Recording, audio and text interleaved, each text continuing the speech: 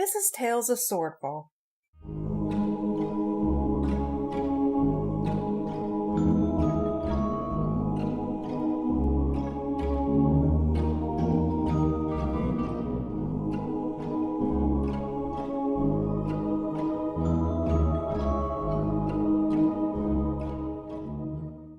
Episode 21, Spiced Water.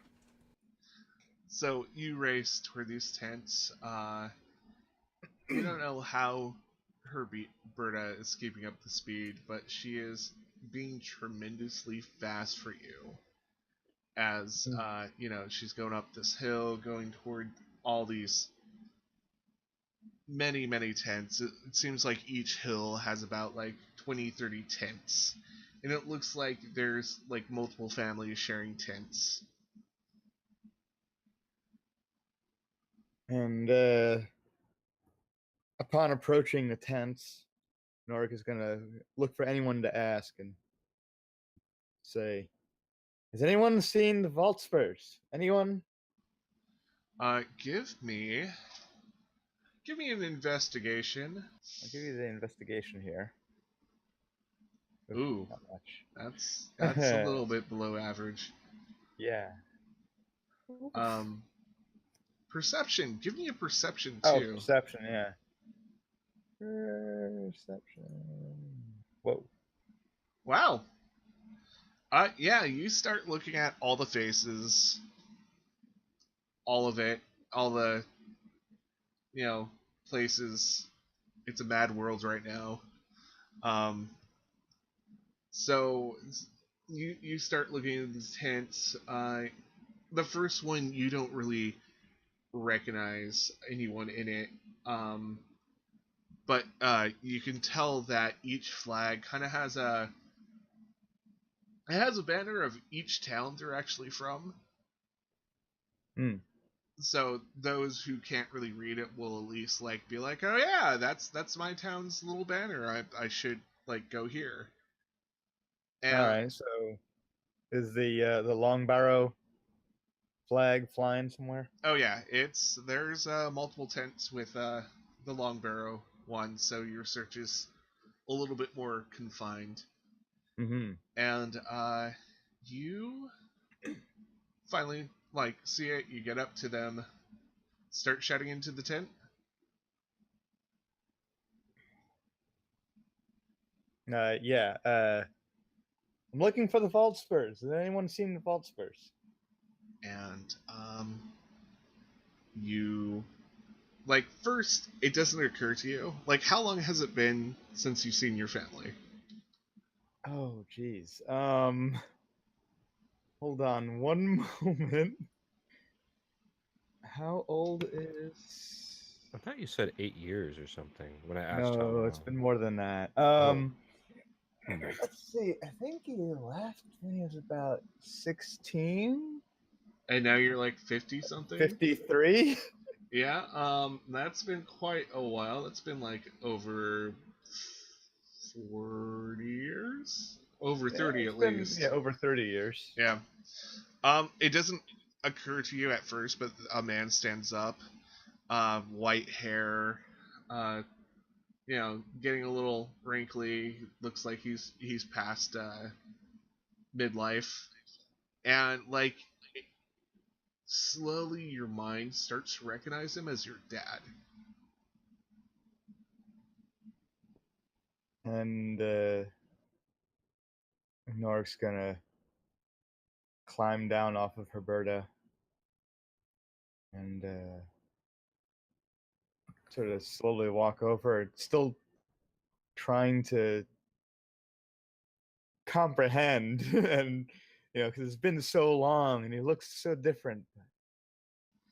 And say, Father? Norik? And Norik's gonna just lunge in for a hug. Yeah, and he embraces you, and there are a few people who are like, oh. And one of your neighbors is like, Norik, it's you. And people start gathering around, and it kind of turns into a group hug situation. Oh. And Norik's just got the biggest smile on his face, and he turns to his dad and says, "It's been so long. How have you been? Where's mom? Is his mother around?" Oh, she's where she's usually at, in a kitchen. And he kind of smirks. She's helping cooking the food for everyone around. Bless her heart. And just the biggest relief that Norik has had in many, many days just wells over him. And he just, I guess, takes in the moment the best he can. Yeah, All his and old neighbors and family, and goes to find his mother. and there is a large, it's a public house. It's also the meeting place and gathering place, and there seems to be like just this troop of women that you recognize from your childhood. Definitely, it's your mom's crew. They basically are the ones, if there's a celebration, a potluck, anything, they're like any kind of festival that needs some kind of like food in demand on in mass, like your mom and that crew are usually the ones in the kitchen whipping up whatever pie, stew, uh, baked good, whatever. And you smell it. Mincemeat pie just wafting in the air. And this just brings the biggest smile to Norik's face, and he's gonna look around and try to spot his mother amongst the other ladies. Yeah, it's kind of hard to tell at first because 30 years. It doesn't change halflings as much as does with people, but Yeah, still 30 years. Yeah, but your mom's face, you can tell. You know who your mom is. Mm-hmm. And your mom's usually at the head of the pack anyway, so I actually, it's kind of funny. She first yells at you for being in the kitchen like she always used to do. And then look over, and whatever utensil she's holding, she just drops and runs up to you. And Norik's just gonna catch her in a big hug and say, "Mom, so good to see you." Oh dear. And she just starts bursting into tears.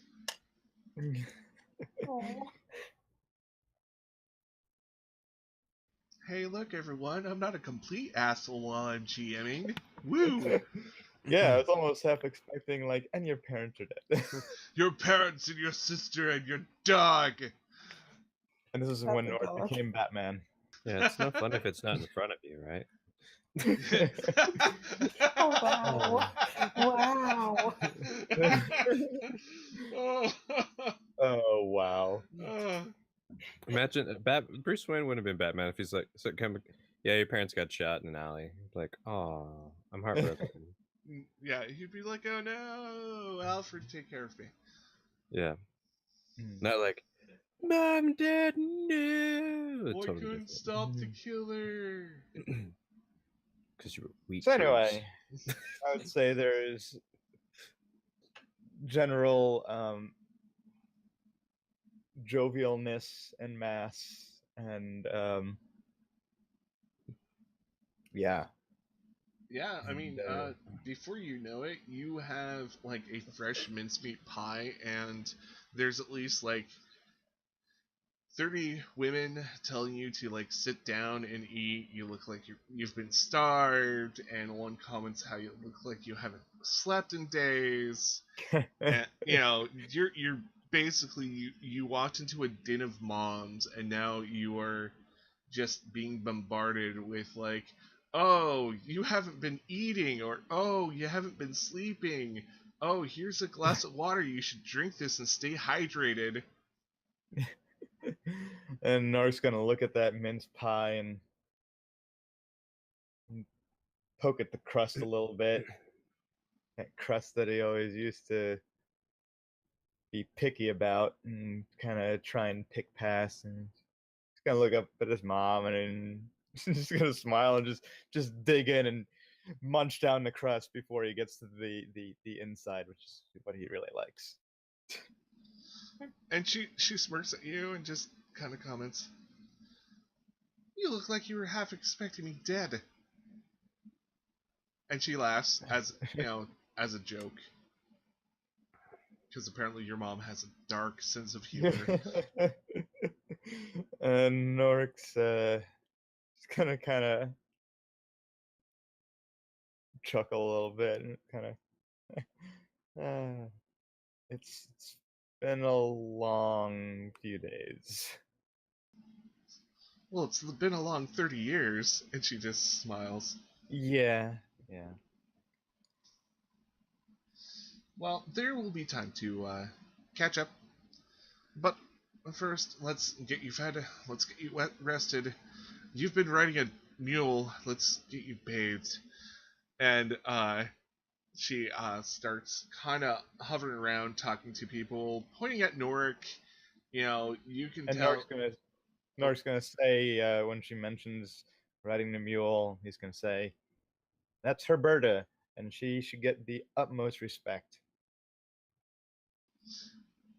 She pauses and kind of gives you this, like, "What you talking about, boy?" look. And she's just like, "You know how we treat our animals. Of course we're going to treat her with respect. She'll get a... We'll see if there's a bale of hay somewhere available." And, she starts listing off the things. And it's almost like being at home again, except this is a giant, like, hall, and your hometown's probably on fire. But,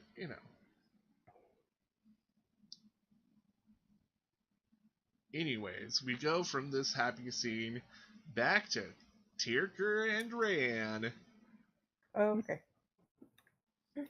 So, do you more freely start showing this stuff to Tyrker since... Wait, no, Gavin's still here. Never mind. He doesn't know what's going on. But probably still covertly do this. Yeah, what's in that bucket? What's in that bucket? Kind of thing. Yep. Mm-hmm. And the items are available through Christie's folder again. Yeah, I looked at those.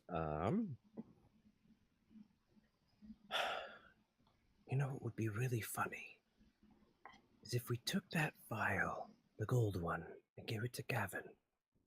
If he got really loud. I'm keeping this one. Just don't forget the idea.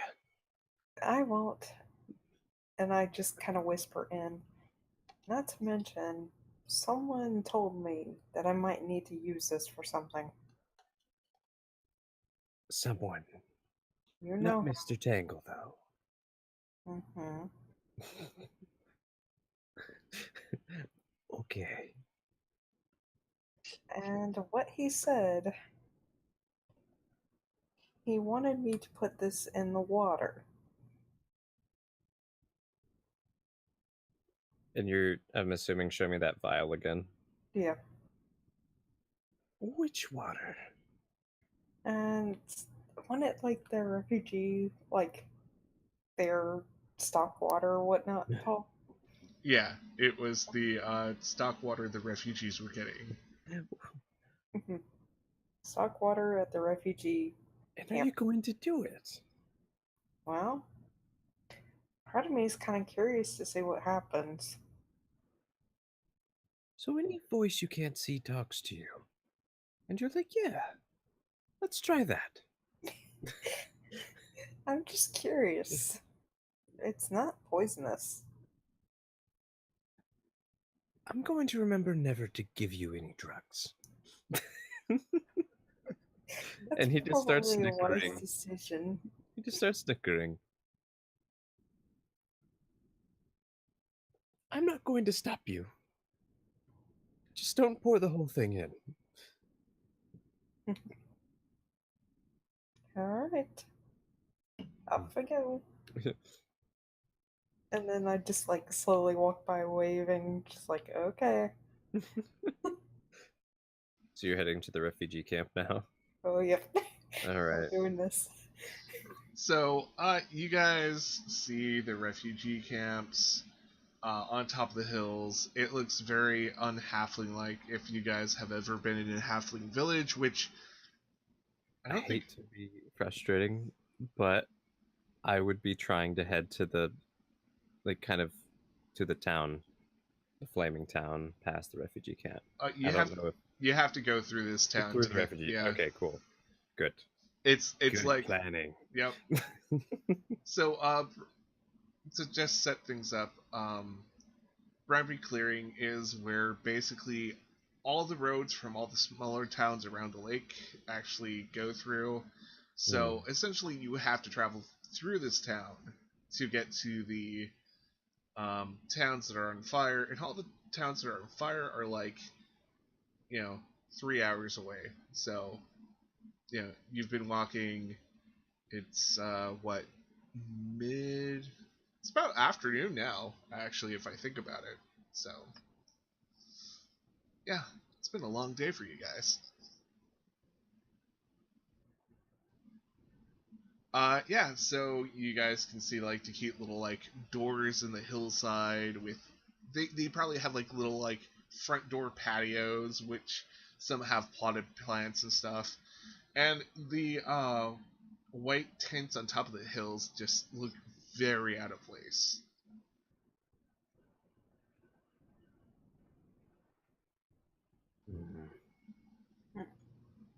What do you do next? Me? Sure. I sneak over to where the the water is, and just kind of see if I could covertly just kind of drip it in. Alright, it looks like there's a like water collection, like a basically a rainwater like bucket for collecting extra water. And give me either a perception or a and actually give me both investigation and perception. Let's see what happens here. Okay. Investigation and perception, you said? Yeah. Woof. Oof. Oh, wow. What do I do with that? Wow. You crit success your investigation, but you crit failed your perception. Maybe she sees only the thing she was looking for. Tunnel vision sounds about right. Yep, misses something else happening around. That would make sense. I mean, she's probably nervous, like, oh. So you like kind of case the place, and you look at all like the tents and stuff, and you notice there's actually 3 different like barrels which the refugees are getting water at. They're kind of like in the middle of like convenient places where people can collect water, etc., etc. There's someone who looks like they're always getting water out of the well. That looks like it provides for the town and filling up the barrels.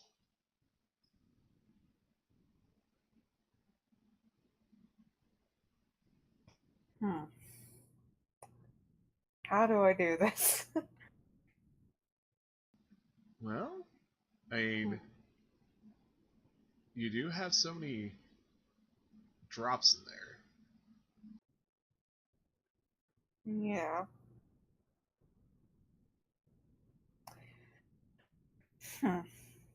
Any way to tell which ones, well, you know what?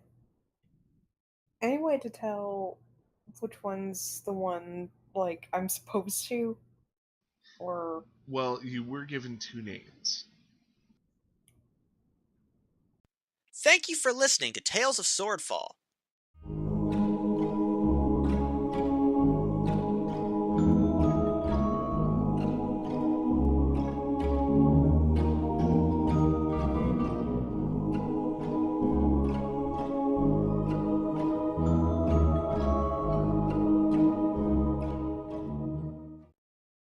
Please consider listening to these podcasts.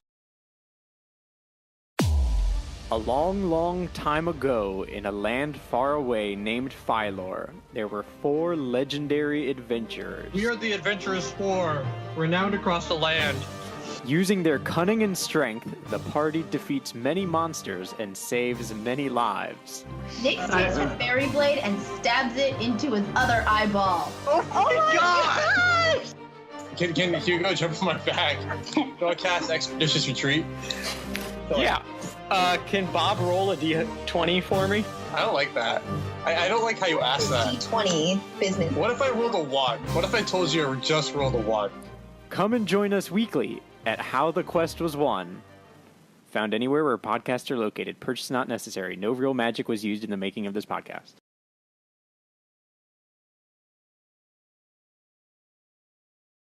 Please remember to like, share, comment, and subscribe.